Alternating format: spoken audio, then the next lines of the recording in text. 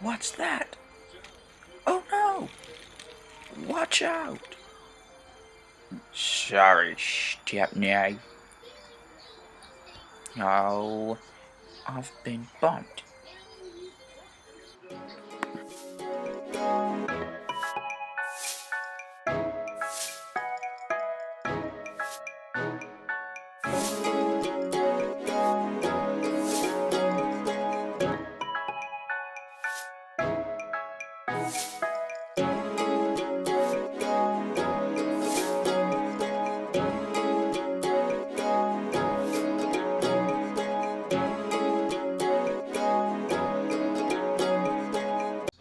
Everyone, here I introduce to you is Flynn the fire engine. He is here to replace Belle until I can trust her again.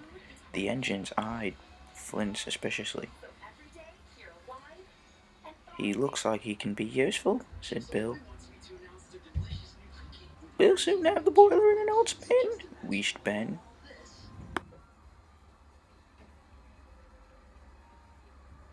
He is bright red, like me, said Rojo the car. I like him. Cranky lowered Flynn's trailer down onto the tracks. Cranky complained. Oh, this makes my chain ache, he grumbled. Flynn's trailer was on solid ground and he was coupled up to it. Show your paces, Flynn, said Sir Topham Hatt, and Flynn did.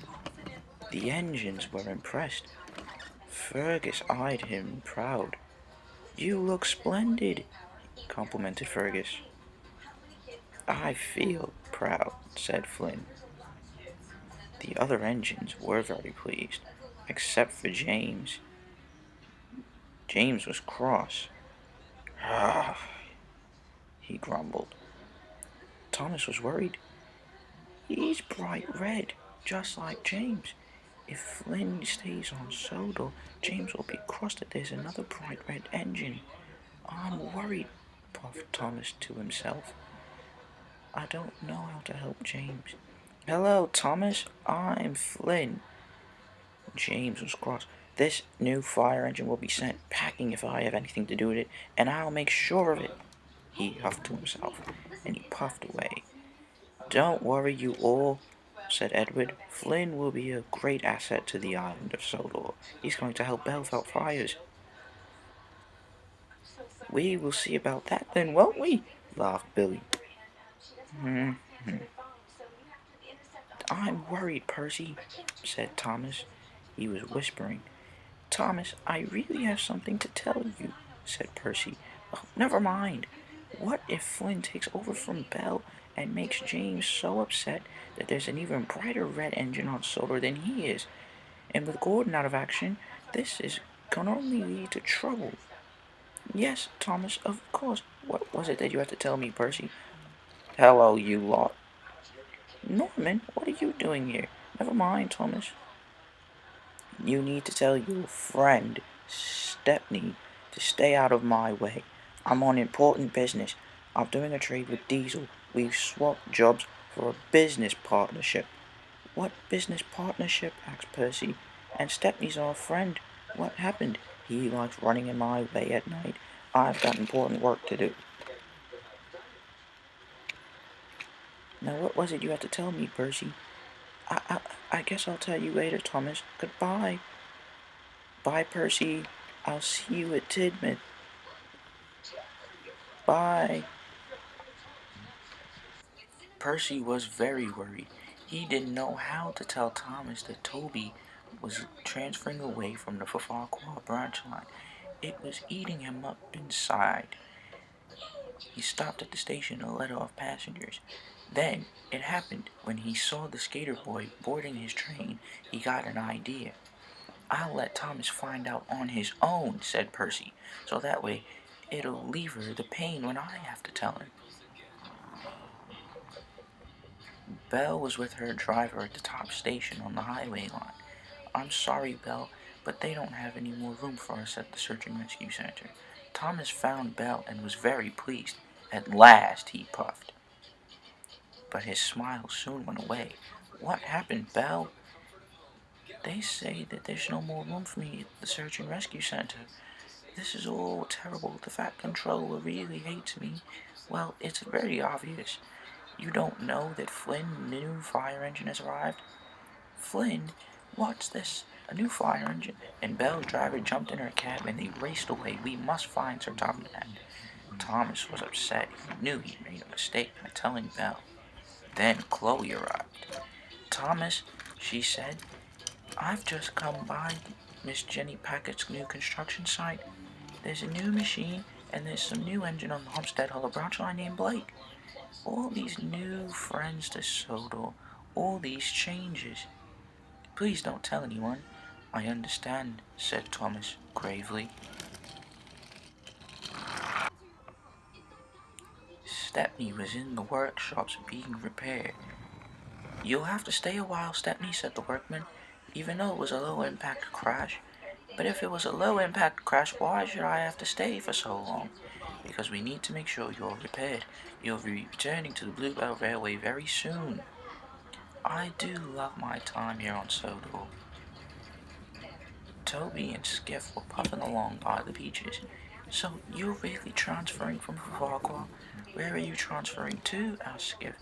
I don't know right now, said Toby, but all I know is I want to get away from the silly Farquhar branch line. All we do is argue, and I don't want to be there anymore. I'm getting very old, and I want to be peaceful, said Toby. I understand, said Skiff. Chloe was working at the new construction site. She shunted her freight cars. She listened as Miss Jenny spoke about her new mysterious plans. Her plans were very secretive, and Chloe wanted some insight. I present to all of you this brand new green machine. He is a very useful source, and a very useful part of my plan to overthrow the Fat Controller. Here is Alfie. Welcome, Alfie, called Jack. Alfie is small, but he will get the job done. He's great for digging the new site for the new building on the new branch line. He's smaller than Terrence. He makes Terrence look big, laughed Lawson. I'll bully him about. No, you won't, said Jack. Byron was upset. Jack doesn't pay any attention to me, and I'm supposed to be his best friend? Yeah, right. Come along, Scott, we've got work to do, said Jack. Is there trouble between you and Byron? You guys don't hang out anymore, said Elizabeth. Yes, said Lucas. Ever since I've arrived, they haven't been so friendly. Alfie was worried. He liked Jack, but he didn't like the looks of Lawson. Lawson looked big, and he looked like trouble, which that he was. All right now, off to work, cried Miss Jenny. You've all got a busy day ahead of you. No mistakes, and remember, safety first. Alfie watched as the other machines passed by on their way to go do their jobs.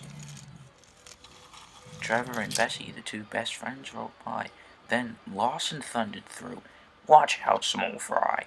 And he biffed Alfie. Ouch! Alfie cried. Then Jack and Scott rolled over. Don't worry, said Jack. I'll take care of Lawson. But in the meantime, you can work with me. I'm Jack the front loader. I'm Alfie. More dirt means more play, and more play means more fun, said Alfie. We've got work to do, said Jack. We have to level the site. Come along. Wait for me, Jack, cried Scott. Look, said Byron to Zoe. Jack's got all new best friends, and he's forgotten about me to hang out with smaller machines. Who needs Jack, said Zoe. You've got me. You were always my friend. Now let's go. And they hurried to work.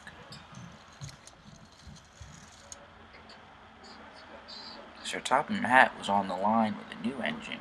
His name was Blake. Dominic and Gabby puffed around the bend. Who's this? Puffed Dominic. This is Blake, said the Fat Controller. He's been here for a few days. After his run-in with Henry, I decided he can work on the Homestead Hollow branch line. He'll fit best here. Says who? Puffed Gabby. Says me, thundered the Fat Controller. Please show him to Homestead Hollow Sheds. Yes, sir, said Dominic and Gabby. They puffed away, leading the way as Blake and Sir Topham Hatt would later follow. Down at Brendam Docks, Cranky was lowering a large boiler piston for a big ship. It was very heavy and Cranky's arm was going to slip. Please load me up, said Bulstrode. You're too far away, said Cranky. Well, I'm not moving, said Bulstrode. Then there was trouble. The load slipped from Cranky's hood and fell onto the quayside. Everyone was shocked. Ah! Cried Rojo. Fergus, move me at once! Fergus was quick on the scene and he moved the freight cars out of the way. Fergus is a very reliable engine and has a traction engine that's just as reliable. Then, Fiery Flynn to the rescue! And Flynn rolled around the bend and pushed Cranky's load out of the way. Road wheels engage, called Flynn as he struggled to move the big piece of machinery. He pushed it onto the road.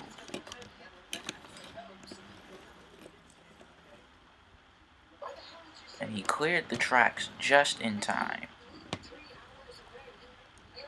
Well done, Flynn, said Fergus. Everyone was very proud. They all cheered. Well done, called Cranky. Flynn felt very proud. He was making a good first impression indeed, but Emily and James were not so impressed. I'm not impressed at all, said Emily. Anyone can do that, wheezed James. Even a bright red engine like myself, he wheezed. A big engine like me, or Belle, said Emily. Belle could certainly do it. Flynn was upset. He was only trying to be helpful. I've got to go to the search and rescue center, he said. Goodbye. What was that about? Asked Fergus. He's here to replace Belle, said Emily. The Fat Controller said he's here to help fight fires, but I think that's a load of garbage, wheezed Emily. Garbage indeed, wheezed James. He's not as bright as me. I'm a better red engine. Maybe, just maybe, said Cranky. Sir Topham Hatt was telling the truth for once. Although he doesn't seem to be anymore, maybe Flynn is here to only fight fires and strictly so, and maybe he's here to accompany Belle. Did you two ever think of that? Dominic and Gabby sat crossly at the Homestead Hollow Sheds. This is Blake. He will be here to assist you all in the coming busy work season for the summer. I'm not impressed, said Gabby. I don't like Blake, said Dominic. If he pulls Haley and Hera, it's it for him on this bronze line. I'm here to strictly shunt trucks for you all, said Blake. Don't worry, said Winston. They'll come around. But Blake's face frowned up very quickly. He's not pulling my coaches either, said Gabby. My coaches like me, Gabby puffed. They won't want some new random engine pulling them. The Fat Controller and Sir Walter Briggs went into the yard to talk. Walter Briggs, what is it? Sir. When does the demolition start? The demolition starts tomorrow, said the Fat Controller. Why? Because I was over at Miss Jenny's site with Chloe, and I heard her say something about the demolition when she was introducing Alfie. Oh, goodness, said the Fat Controller. Miss Jenny's going to have me in big trouble. I don't know what she's planning, but I hope it will help me. Winston drove away with Blake, Walter Briggs, and the Fat Controller, leaving Dominic and Gabby to talk. I don't like Blake, she wheezed. I understand, said Dominic, but we have to work with him. I don't like him. He had a bad run-in with Henry on Halloween. Imagine if a plane came and wheeshed Blake away. That would be funny, but no one else would approve of it, said Gabby. Byron and Zoe were working hard on the construction site when Larson rolled by. He's only causing trouble, said Zoe. Then He roared by Scott, Jack, and Alfie. "Lawson!" the three machines called, and they raced after him. They were going to confront him. Lawson was being devious.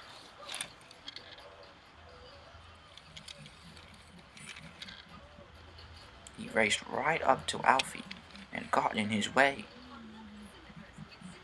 "Move, small fry." "Stop bullying," said Jack bravely. "Out of his way," cried Scott. "Move your wheels or lose them," said Alfie. "I've got a very important job to do, so move out of my way." Jack and Scott were surprised. "Can you take a joke?" grumbled Lawson, and he dieseled away. "Thank you, Scott and Jack," cried Alfie. "Is he always like that?" said Alfie. "Yes, indeed," said Scott. "He always bullies me, and I always help you," said Jack. "Don't worry," said Alfie. "We will soon settle him." Jack and Scott were very pleased for their new friend that he was so brave. "Look at that," said Byron. "They don't like me anymore." "Come along," said Zoe. "We can work harder than they can." And she encouraged Byron to keep working. Belle puffed in to the station by the old quarry road. "Hello, Winston." "Why the low face?" said Winston. "Where's the fat controller?" "I hear that Flynn is going to replace me," said Belle. "That's not what I've heard," said the fat controller. "Because he's not, and I don't have time to talk about this. There's a lot going on." And he walked away. "Said Topham Hatt, I'm tired of you. I quit as fire engine," said Belle. Then Flynn rounded the corner. He was very upset. He stopped at the water tower. "Hello," said Flynn sadly. Flynn saw Belle, and Belle saw Flynn. "Hello, Belle. I'm sorry for what everyone's been saying, but I'm having a rough day myself." "Never mind," said Belle. "I don't want to hear it. You're just going to kick me out, aren't you?" "Belle, where are you going?" cried Winston. "I have to go," said Belle, and she puffed quickly away. Do you know how to get to Knapford Station?" "I'll take you there," said Winston. So Flynn followed, but then we must go to the search and rescue center. Flynn and Winston arrived at Knapford.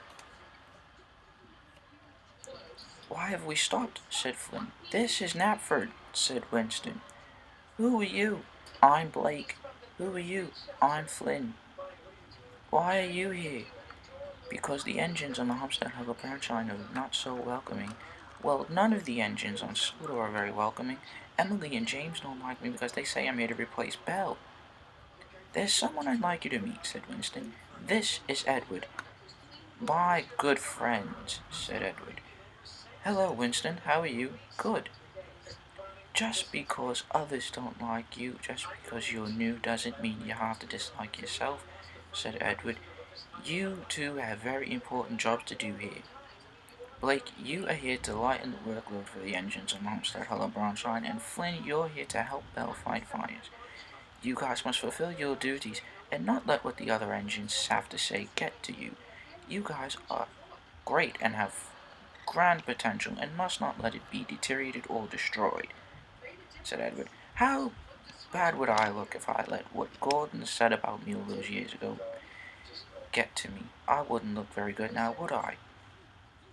You two've got to get out there and prove it, and do your very best," inspired Edward. "I know you can do it, and when you win, I'll be there congratulating you." Flynn and Blake listened. They knew Edward was right. They took it in stride and decided that Edward was correct. "Now I've got to go. I have an important passenger train to collect," he whistled proudly. I hope you guys understand what I mean. Goodbye. You can come to me to talk anytime. Edward whistled. Flynn and Blake felt silly, but they felt great. So, are you going to visit me every day? Said Skiff. Of course, said Toby. I'd much rather help you and your special treasure hunt than help those silly engines at Farquhar, despite the desperate help they need. Goodbye, Skiff. See you soon. See you tomorrow even. Okay, sniffed Skiff. Toby enjoyed smelling the salty sea air by the seaside, and he enjoyed hanging out with Skiff all day. But it was unfortunately time to return to Farquhar. That night at the sheds, the engines were returning home and dieseling into their berths and puffing out their last wheezes of steam. Thomas, Toby's quit working on Farquhar. He asked the Fat Controller to transfer the other day. What? Thundered Thomas. I can't believe this. I'm going to scold that Toby when he puffs into this shed. Please don't, Thomas, please, begged Percy, and sure enough, Toby sauntered into the shed, and before he could even rest his wheels, Thomas started. What is with you transferring away from Farquhar? We need you here. You're not being a team player. You guys all argue, and you all make fun of me for being old. No, we don't, said Daisy. We're just being friendly, said Thomas. Your version of friendly is very different from mine, said Toby, and I only want to be productive, proud, and happy, and I'm not happy here. I'm much happier with Skiff. Who's Skiff? Wondered Mavis. Never mind, said Percy, and they all went to sleep. But Percy didn't. He had to take the mail train, but he was worried. He knew it was his fault.